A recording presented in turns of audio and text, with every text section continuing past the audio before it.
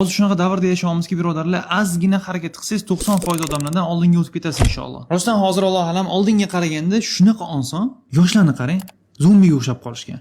Kun bo'yi Vine, betayin videolar, pornografik qizlarni ko'raverib, arzon dopamin iste'mol qilaverib, foydali nimadir o'rganish qobiliyatidan o'zligisini mahrum qilib o'tirishibdi. Hozir aksar odamlar Instagram, TikTok, YouTube'da betayin videolar ko'rib, hayotining katta qismini o'tkazib yuboradi. Qaysi birdandir hayotda maqsading nima deb so'rasangiz, subhanalloh, nimaga yashayotganini ham bilmaydi.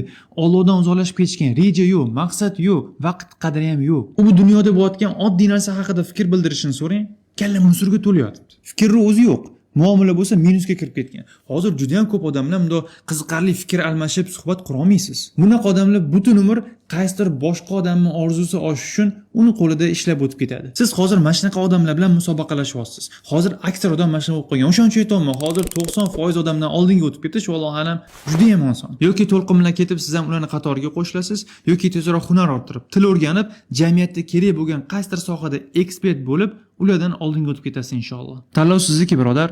Barakallohu fikum.